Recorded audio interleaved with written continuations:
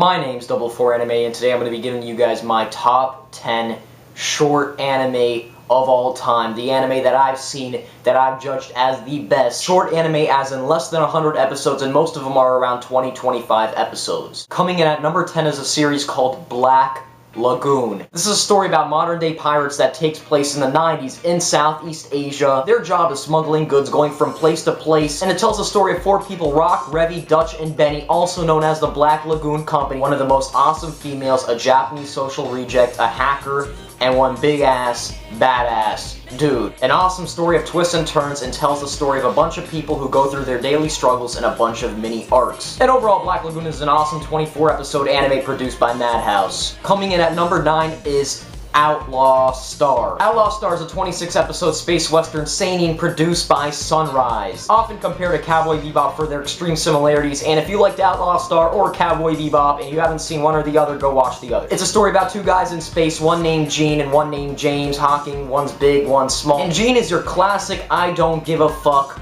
awesome hero, and he really shows that throughout the series. They travel in space aboard the Outlaw Star, meet new people, and are after the people who fucked up Gene's childhood. Overall, an awesome story. Coming in at number 8 is Anohana, an 11-episode anime produced by A1 Pictures. And all I can say about this series is that it was an emotional roller coaster. A story about a teenager named Jinta who 10 years before the start of the series witnessed the death of a childhood friend, and one day this Hikikimori sees a ghost that looks exactly like his friend. So while the series isn't really my type of series, the animation was gorgeous, the music was amazing, and on top of that, just seeing a group of friends do what they did for their deceased friend was just super sad and had me ultimately in tears at the end of the series. Just an amazing piece of work. Coming in at number 7 is Death Note, a 37-episode anime produced by Madhouse, and who hasn't heard of Death Note, one of the most popular series around the globe, and I think it honestly deserves that title. While the second half of Death Note prevents it from being higher up on my list, Journey Light Yagami, a teenager who gets a notebook that puts him at the forefront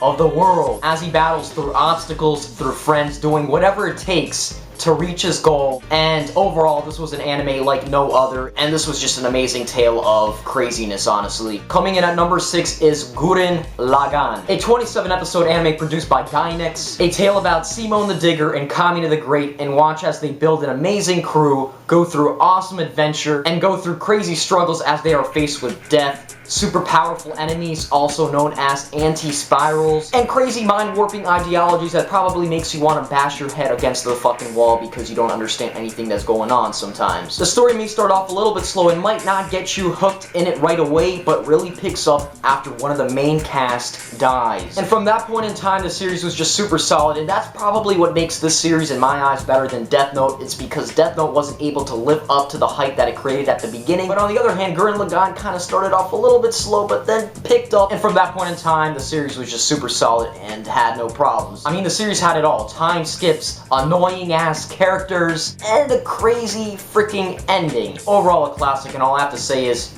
my drill is the drill that will pierce the heavens. Coming in at number 5 is Cowboy Bebop, a 26-episode anime produced by Sunrise, and to this very day it's regarded as one of the greatest series of all time. The story is about a group of bounty hunters in the year 2071 who journey through the solar system looking for bounty missions. Seeing Spike and his interaction with the other cast as they go through a lot of problems, each having their own set of problems to deal with, all taking up different missions together, and overall, after they go through their crazy roller coaster, it all comes together with one final arc regarding Spike's backstory. The series has one of the most inspirational endings and leaves off with a bang. Coming in at number 4 is Berserk. This is a 24-25 episode anime produced by OLM. This has to be one of the darkest anime ever made. It introduces gruesome and graphic content from rape, molestation, just craziness. Berserk, while suffering from older animation, it really makes up for it with the artwork, with the amazing music and soundtrack, and just overall the medieval scenery kind of portraying an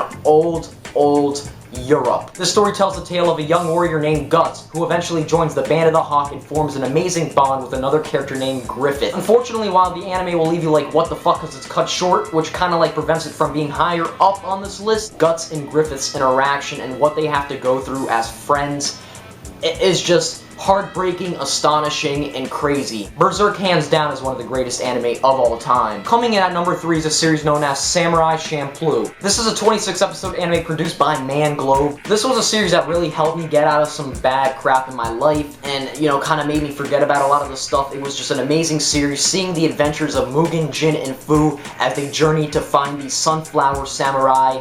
It was an amazing tale that just left me heartbroken. This is hands down one of the most inspirational and one of the best samurai stories of all time. It has a lot of deep undertones, some amazing fights. The story just introduces a lot of real-world themes and is based in Edo, Japan, which, by the way, if you don't know, is one of the most beautiful time periods in history. Just a great series that had me crying, and it had it all. This series had it all. Coming in at number 2 is Full Metal Alchemist Brotherhood. This is a 64 episode anime produced by Bones, definitely better than the first one because it actually adapts the manga completely. This story to me was just so impactful and amazing and had me thinking, like, what is the meaning of life? This story tells the tale of the Elric brothers and what they go through in order to find the Philosopher's Stone. This story had such exquisite storytelling. It linked so many things from the beginning of the series and it all came together at the very end. And this story has hands down one of the greatest villains ever. Half of the series tells you one thing about this villain and the other half